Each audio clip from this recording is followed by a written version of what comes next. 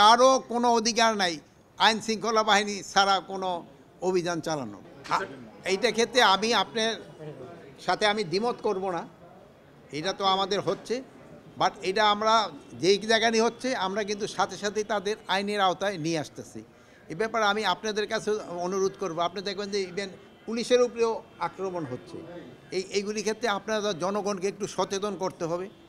জনগণ এত উচ্ছৃঙ্খল হয়ে গেলে কিন্তু অনেক সময় সমস্যা হয়, মানে বাহিনী দিয়ে তো সবসময় কন্ট্রোল করা যায় না। এর ক্ষেত্রে যেমন ধরেন আমাদের ছেলে মেয়েদের কন্ট্রোল করার জন্য মা বাবা তারা একটা বড় ভূমিকা পালন করে, আত্মীয় স্বজন একটা বড় ভূমিকা পালন করে। এই জন্য এই ক্ষেত্রে আপনাদেরও একটা বড় ভূমিকা পালন করতে হবে এই ধরনের ঘটনা যেন না ঘটে। বাট আমাদের এই জন্য আইন শৃঙ্খলা বাহিনী কিন্তু সবসময় ভিজিল্যান্ট আছে, তৎপর আছে, এবং যে জায়গায় হচ্ছে তাদের কিন্তু আমরা আইনের আওতায় নিয়ে আসতেছি।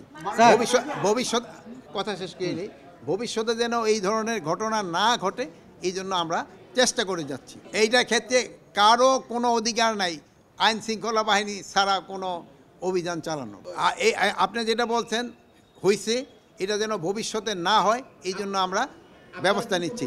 না কোন এই যেই ডাকাতিটা আমি দেখছি এই থেকে ঢাকা থেকে রাজশাহী এই জন্য একটু সংখ্যাটা একটু বেশি, টাঙ্গাইলের এখানেও একটুখানি বেশি। এগুলি যেন না হয় এই জন্য ওই এলাকায় যারা আইন শৃঙ্খলা বাহিনী আছে তাদের আমরা ইনস্ট্রাকশন দিয়েছি, এবং তারা আগের থেকে অনেকটা মনে হয় ভিজিল্যান্ট হচ্ছে। আপনারা হয়তো জানেন ঈদের ক্ষেত্রে যেন এই চাঁদাবাজি যেন না হয় এবং ছিনতাই যেন না হয় এই জন্য আমরা ব্যবস্থা নিচ্ছি এবং আমাদের কার্যক্রম থাকবে।